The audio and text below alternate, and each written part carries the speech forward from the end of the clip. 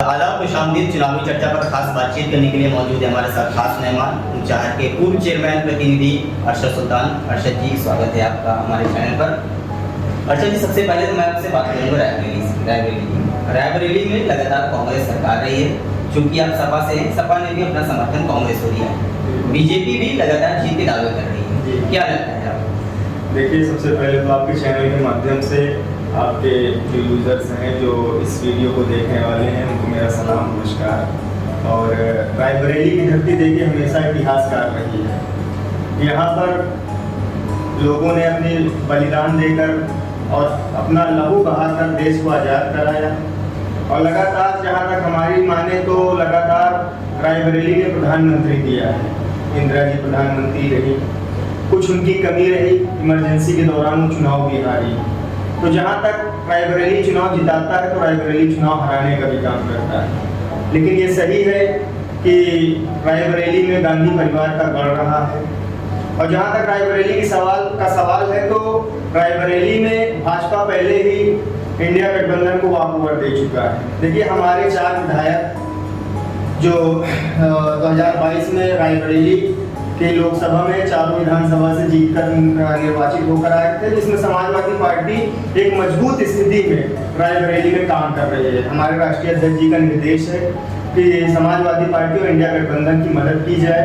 और यह निश्चित है कि राहुल गांधी जी एक बड़े प्रत्याशी हैं। अभी इससे पहले मीडिया और नरेंद्र मोदी जी की सरकार ने उनकी छवि बहुत धूमिल करने की कोशिश की थी। उन्हें पप्पू कहा गया, उन्हें शहजादा कहा गया, उन्हें इटली का महाराजा कहा गया। लेकिन जहां तक सवाल है कि हमने भी देखा, आपने देखा, पूरे देश ने देखा कि 4000-5000 किलोमीटर जो बंदा चलकर यात्रा कर रहा है, जो अपना स्ट्रगल कर रहा है, जो वो देश को दिखा रहा है कि उसकी छवि पप्पू और शहजादे की नहीं, उसकी छवि एक नायक की छवि है।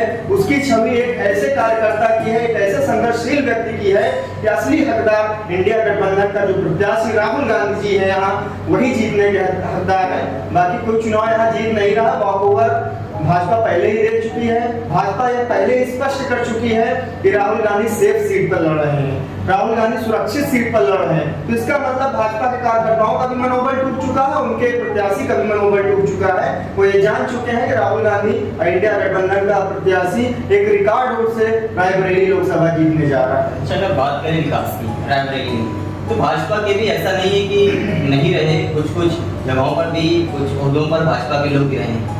तो बात करें विकास की, तो क्या कांग्रेस ने और भाजपा ने कितना विकास किया रायबरेली का?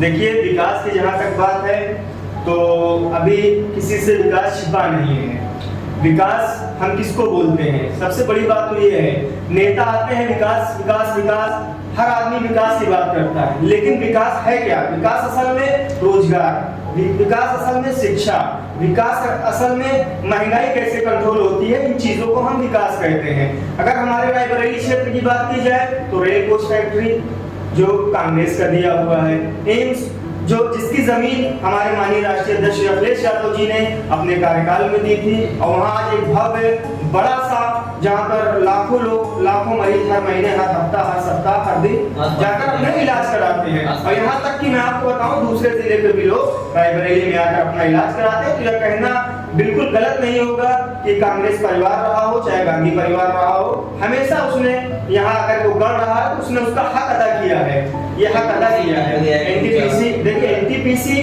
तो स्थानीय मुद्दा हमारे लिए हो गया। हम समाजवादी पार्टी के कार्यकर्ता हैं, पूर्व चेयरमैन भी रहे, लगातार अपने संघर्षों से राजनीति कर रहे हैं। लेकिन हम अभी राहुल गांधी जी आएंगे तो हमारा एक मांग पत्र भी है, हम उनको ये सौंपेंगे कि स्थानीय मुद्दा, जो हमारे स्थानीय मुद्दा, तरह तरह के नेता आए अपने अपने वादों, मान लीजिए सोनिया गांधी जी चुनाव लड़ी, 2004 से सांसद रही, अस्वस्थ रही, वो क्षेत्र में नहीं आ पाई, ये हम एक्सेप्ट करते हैं। लेकिन अगर राहुल गांधी जी, प्रियंका जी यहाँ आती हैं तो मैं स्थानीय मुद्दा के तौर पर एनटीपीसी में हमारे जो ऊंचाहार विधानसभा के नौजवान हैं उनके लिए मैं अपनी मांग रखूंगा, और ये मांग रखूंगा और राहुल गांधी जी यह सुनिश्चित करें कि लगभग 50% आरक्षण वहाँ पे जो यूपीएल कंपनी काम कर रही है, जो अदर कंपनी एनटीपीसी के अंदर काम कर रही है, लगभग 50% ऊंचाहार के नौजवानों को वहाँ रोजगार दिया जाए और वहाँ पर उनके लिए खेल मैदान में अनुमति दी जाए कि वो अपने तरह फिटनेस को आगे बढ़ा, अपने ऊंचाहार का नाम रोशन करे और यहाँ तक कि अस्पतालों की सुविधाएं दी जाए और यहाँ पर लगभग 50% लोगों को यह आरक्षण दिया जाए। आरक्षण या कह लीजिए कंपनियों में अवसर दिया जाए कि उनको नौकरी के अवसर प्रदान हो। और सबसे ज्यादा जो महत्वपूर्ण बात है, जिसके लिए मैं अगर ये नहीं होता तो 6 महीना के बाद, 6 माह के बाद मैं बहुत भव्य और बिल्कुल ईमानदारी और पारदर्शिता के साथ धरना प्रदर्शन भी करूंगा। अगर स्थानीय मुद्दे हमारा यही है कि अगर एनटीपीसी ऊंचाहार से हम लोगों को, विधानसभा ऊंचाहार को लाइट नहीं मिलती है 24 घंटे, हम आपको बताएं कितने मेगावाट एनटीपीसी बिजली का उत्पादन कर रहा है। कई राज्यों में लगातार बिजली पहुंच रही है, कई राज्यों में, मैं आपको बताऊं कई राज्यों में कई लोग फायदा उठा रहे हैं। लेकिन एक वही है कि चिराग कल्याण रहेगा, घर में खाना बन रहा है लेकिन घर वाले भूखे हैं। बहुत बड़ा मुद्दा है इस मुद्दे को मैं भरपूर तरीके से उठाऊंगा। ये बात अपनी जो भी हमारा प्रत्याशी, गठबंधन का प्रत्याशी, उसके समक्ष रखूंगा। आप मांग करेंगे। प्रियंका गांधी आई हुई प्रचार प्रसार कर रही है, आपको भी देखा गया है कि आप भी कई बार साथ में थे, शायद किसी कारणवश आपकी उनसे बात नहीं हो पाई, लेकिन जब वो ऊंचाहार आएंगे तो आप कह रहे हैं उनसे ये मांग बिल्कुल रखूंगा। मैं ऊंचाहार के स्थानीय मुद्दा, बड़ा मुद्दा और पूरे जोर शोर से मैं उनके सामने रखूंगा। राहुल गांधी से मुलाकात हुई जाए, चाहे प्रियंका गांधी से, तो आप ये बात रखेंगे ऊंचाहार के लोगों के लिए, विकास के लिए, उनकी नौकरी के लिए और यहाँ पे बिजली और पानी के लिए लोगों को आने जाने के लिए। बहुत अच्छी बात है, आपकी अच्छी सोच है। बात करें अखिलेश यादव की, क्योंकि आप सपा से हैं, तो अखिलेश यादव पिछले समय से 5 साल वो मुख्यमंत्री रहे। जब भाजपा सरकार आई तो वो मुख्यमंत्री आवास खाली करके जा रहे थे, तो भाजपा के लोग आने से पहले उसको गंगा जल से धुलवाया। इस पर क्या कहेंगे आप, क्योंकि वो पिछड़े वर्ग से हैं? देखिए, पिछड़ा वर्ग नहीं, जहाँ तक मैं समझता हूँ कि एक लहू है, एक इंसान है जी। वो धर्म अलग है, जाति अलग है। जाति धर्म जो बांटे गए हैं वो लोगों को अपनी अपनी पहचान बताने के लिए बांटे गए हैं। और जहाँ तक भाजपा की सोच है, भाजपा ने अपनी सोच पूरी तरह से उजागर कर दिया है। आप सीएम आवास की बात करते हैं, मैं कहता हूँ ओबीसी, पिछड़ों, एससी एसटी को भाजपा वालों का देखने का नजरिया यहाँ तक ये हो गया कि अभी हाल ही में कन्नौज में मंदिर को धुला गया है, अपनी बीवी के साथ गए। अखिलेश जी गए वहाँ पे।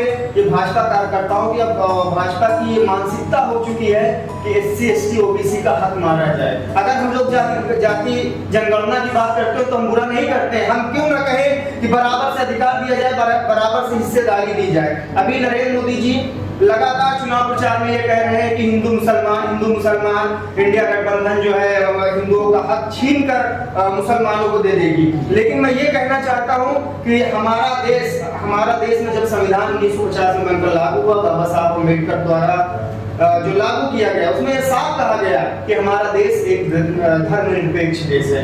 उसमें ये संविधान के आर्टिकल 25 से 28 में भी यह कहा गया कि हमारे देश में किसी भी राज्य द्वारा किसी भी धर्म के पेशे में न तो किसी तरह का हस्तक्षेप हो, न किसी तरह का भेदभाव हो।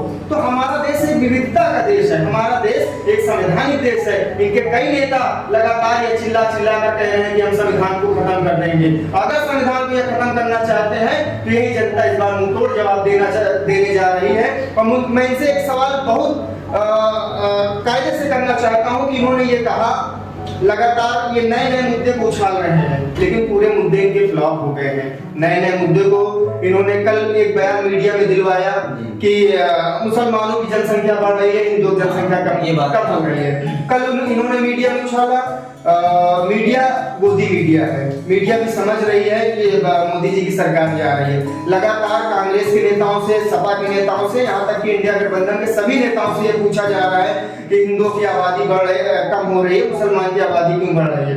मैं मोदी सरकार से पूछना चाहता हूँ कि पिछले 10 साल में 2014 से अब तक 2024 तक आप गृह मंत्रालय का डेटा उठाकर देख लीजिए, लगभग 11.5 लाख लोगों ने, 11.5 लाख हिंदुओं ने भारत की नागरिकता छोड़ी है। क्यों छोड़ी है? पलायन करके दूसरे देश की नागरिकता ले लिया उन्होंने। आखिर क्यों ऐसा हुआ? आप हिंदुओं के हितैषी हो, आप ये बताइए कि क्यों 11.5 लाख लोगों ने, या मैं नहीं कह रहा हूँ, ये मंत्रालय का डेटा है। आप ये बताइए क्यों 11.5 लाख लोगों ने भारत की नागरिकता त्याग कर दिया? अगर मोदी जी पर इतना ही विश्वास है, अगर मोदी जी पर इतना ही भरोसा है, अगर उनकी नीतियों उनके विचारों पर लोगों को भरोसा है, जनता को भरोसा है, तो क्यों 11.5 लाख हिंदू समाज के लोग दूसरे देशों में जाकर नागरिकता लेते रहे? जी, तो वही बात करें राहुल गांधी की। जी, तो राहुल गांधी जो है प्रधानमंत्री के ऊपर आरोप लगा रहे हैं कि वैक्सीन बनाने वाली कंपनी से कोरोना काल में जब लोग मर रहे थे, जब लाखों और हजारों लोग मर रहे थे, तब ये करोड़ों लोग करोड़ों रुपए जो है इनके कार्यकर्ता जो है लिए हैं कंपनी से वैक्सीन बनाने वाली। देखिए, अभी हाल ही में SBI को हम धन्यवाद देते हैं और सुप्रीम कोर्ट के जज साहब को हम धन्यवाद देते हैं कि उनके आदेश पर SBI ने इलेक्टोरल बॉन्ड का डेटा जारी किया और इस डेटा में लगभग 6,900 कुछ करोड़ रुपए, मैं उसको चंदा नहीं कहूंगा, जो भाजपा कहती है कि मैंने चंदा लिया, ये चंदा नहीं है, ये सरासर घूस का पैसा है, ये सरासर जनता के खून पसीने की कमाए हुए रोजी का पैसा है और ये सीधा भारतीय जनता पार्टी के पास जो पैसा पहुंचा है, इसमें 52 करोड़ रुपए कोविशील्ड वैक्सीन की जो कंपनी थी उस कंपनी से भी लिया गया और यहाँ तक कि नरेंद्र मोदी जी ने अपनी फोटो कोविशील्ड से हटा दिया और हाल ही में अभी आपने सुना होगा 4 दिन पहले या 5 दिन पहले की बात है कि कोविशील्ड बनाने वाले जो वैज्ञानिक था उसकी हत्या कर दी गई। बताइए इसका जवाब कौन देगा? अगर हत्या कर दी जाती है, सारे सबूतों को मिटा दिए जाते हैं और नरेंद्र मोदी जी डर रहे हैं कि कहीं मेरा काला चिट्ठा, काला कारनामा जनता के सामने उजागर न हो जाए, इसीलिए वो अपने तरह तरह के कारनामों को छुपाने की कोशिश कर रहे हैं। अखिलेश यादव ने भी अभी हाल ही में कहा कि कंपनी जो है वो कह रही है कि मैं वैक्सीन वापस ले लूंगी, तो जिनके लग गए हैं वो क्या करेंगे? देखिए, अब फिर वही सवाल आ गया जो नरेंद्र मोदी जी लगातार अपने चुनावी मंच से कर रहे हैं। वो बात करते हैं बहुसंख्यक समाज यानी सनातन धर्म का, सनातन धर्म यानी हिंदू समाज का, लगातार वो बात करते हैं। मैं बताना चाहता हूँ आपको, लगभग 140 करोड़ आबादी हमारे देश की है। 140 करोड़ आबादी में हिंदू मुसलमान की अगर ये बात करते हैं तो मैं आपसे ये पूछना चाहता हूँ कि लगातार हमारे देश में हिंदू समाज और मुस्लिम समाज और सारे समाजों को लगभग 7 तरीके के धर्म हमारे देश में पाए जाते हैं जो संवैधानिक तौर पर है, लगभग 7 तरीके के, उसमें से लगभग 80% हिंदू समाज की आबादी है, 15% लगभग मुस्लिम समाज की आबादी है। तो 80% में लगभग 75% लोगों ने केवल नरेंद्र मोदी जी की बात मानकर वैक्सीन लगवाया। आज उनके जान के लाले पड़े हैं, आज कहीं ना कहीं उनके दिल में डर है, कहीं ना कहीं उनके दिल में दर्द है कि हमारा आगे चल के क्या होगा। आप बताते हैं नरेंद्र मोदी जी कि थाली बजाओ, नरेंद्र मोदी जी कहते हैं कि जो है झुंझुना बजाओ, ये सब उनकी बात कहते हैं। इधर वो थाली बजवा रहे थे, उधर कोरोना वैक्सीन की कंपनी से 52 करोड़ रुपए का की घूस लेकर कब डकार गए, कहाँ ले गए, 3-3 करोड़ का 3-3 लाख का सूद पहना, 3-3 करोड़ के प्राइवेट प्लेन से सफर किया। आज बताते हैं कि अडानी और अंबानी टेम्पो में भर के पैसा देते हैं जी, टेम्पो में भर के पैसा। कैसे उनको एक्सपीरियंस है, कैसे उनको अनुभव है? अगर अडानी अंबानी टेम्पो में भरकर पैसा देते हैं तो उनके ऊपर क्यों ईडी और सीबीआई और इनकम टैक्स डिपार्टमेंट की जांच नहीं होती? अगर अडानी अंबानी, पहली बात तो उन्होंने अडानी और अंबानी का नाम लेकर देश को बहुत बड़ा संकेत और बहुत बड़ा संदेश दे दिया।